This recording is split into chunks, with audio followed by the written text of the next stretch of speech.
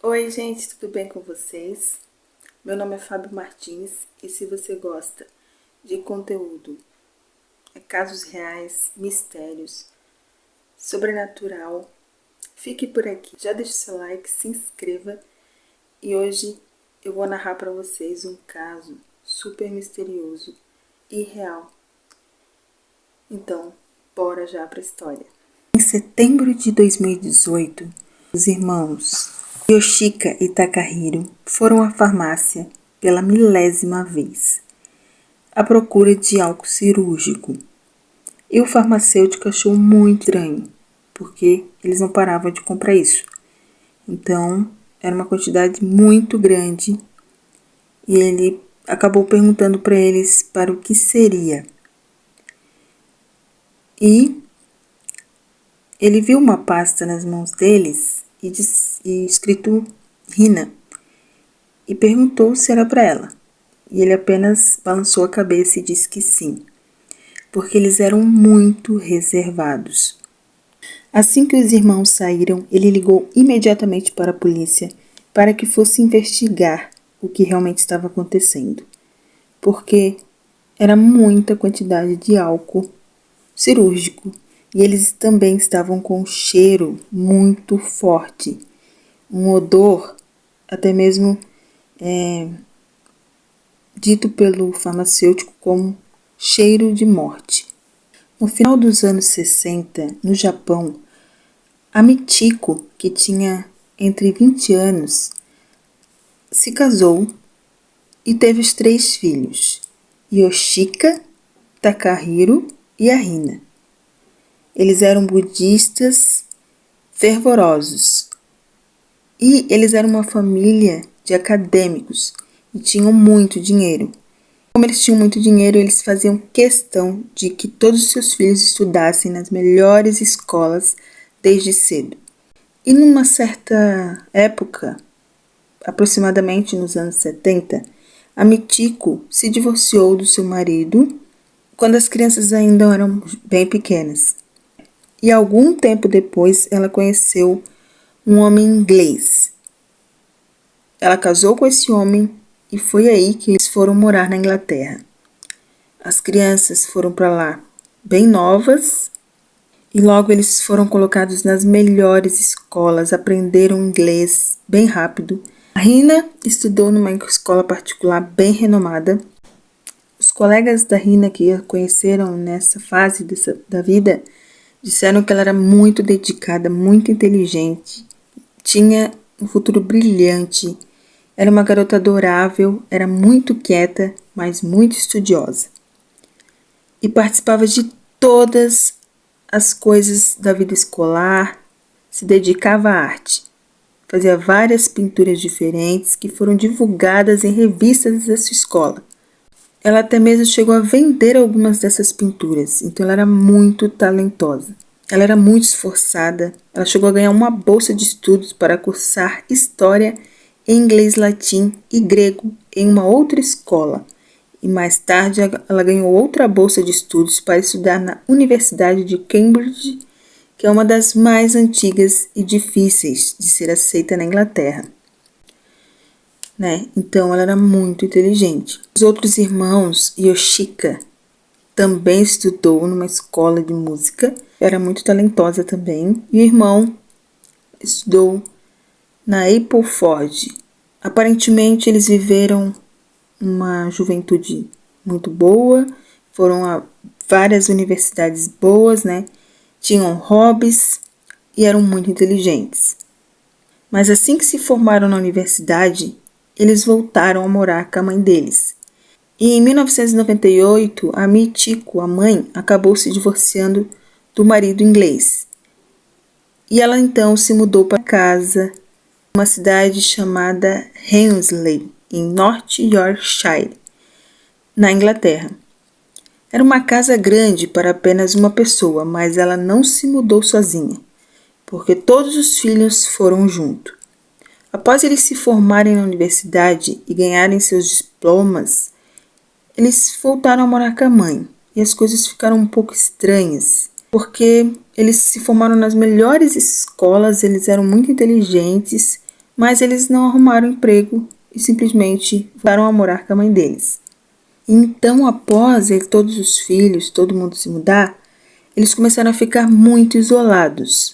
Eles começaram a se isolar muito, eles não falavam mais com seus amigos, eles antes eram sociáveis, né? Eles falavam pouco, eram quietos, mas eram sociáveis. E do nada, eles não falavam com mais ninguém.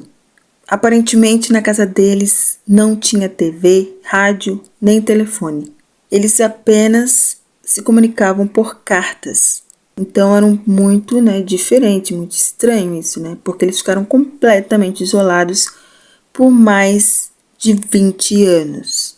As únicas 2 pessoas da família que saíam de casa de vez em quando eram os irmãos da Hina, o Takahiro e a Yoshika. E era apenas para ir no mercado. Era mais ou menos o único lugar que eles iam. E até para ir no mercado, eles faziam uma lista com tudo que eles precisavam do mercado, mandavam para o dono do mercado, e aí depois eles só iam lá para pegar as sacolas já separadas. Então eles passavam o mínimo possível fora da casa, nem para ir no mercado. Eles não iam lá para escolher, eles mesmos os produtos. Quando eles eram vistos nas ruas, eles não falavam com ninguém também, não falavam com os vizinhos. Então até as pessoas não sabiam nada sobre a sua família e eles acreditavam que os 2 eram casados, e não irmãos. Mas ninguém conhecia o resto da família, eles achavam que só tinha os 2 nessa casa. Porque as pessoas só viam os 2 na rua. Então as pessoas achavam estranho, mas viviam suas vidas e passaram décadas. Passou-se muito tempo. Em 2013, a Hina começou a ter assim momentos agressivos. Ela começou a ficar muito agressiva. Então a coisa que certamente foi feia, porque eles não falavam com ninguém, não saíam para lugar nenhum, e eles chamaram o psiquiatra. Ela tava muito assim, tinha hora que estava bem, daqui a pouco não estava boa. Então eles chamaram o psiquiatra, mas não deu em nada. Assim, não se sabe muito bem o que aconteceu depois da consulta, só que ela nunca mais saiu. Depois dessa consulta, ela não foi mais consultar com ninguém e voltou para casa. Então, assim, ela começou a piorar muito. E daí chegou um momento que ela não saía mais da cama e não queria mais comer. E a irmã Yoshika levava o alimento para ela, mas ela dizia que estava nutrida com alimento espiritual. Eles achavam que ela estava nutrida e simplesmente ela não comia. Então, quando a polícia chegou lá depois, a chamada do farmacêutico, eles encontraram a Hina já sem vida. De acordo com o diário que eles encontraram, a Hina parou de escrever no diário completamente em 18 de agosto de 2018. Aproximadamente 6 semanas antes de seu corpo ser descoberto. Não se sabe exatamente quem escreveu o diário, mas se sabe que parou de ser escrito em agosto de 2018. O corpo foi feito os exames e não foi descoberto nada. A causa da morte não pôde ser estabelecida, não havia sinais de ferimentos, doenças ou drogas. Então, não foi determinada a causa da morte. A Hina tinha mais de 1,5 m e pesava apenas 42 quilos, o que significa que ela devia estar em estado de desnutrição por um longo tempo. Quanto mais as autoridades entrevistavam a família, mais percebiam que algo não estava bem com eles. Esses anos de isolamento, com certeza afetaram eles de alguma maneira. E as dificuldades de comunicação aumentaram também as dificuldades para os investigadores conseguirem entender tudo, E eles foram diagnosticados com toda a família sofria de um transtorno mental não especificado, muito raro.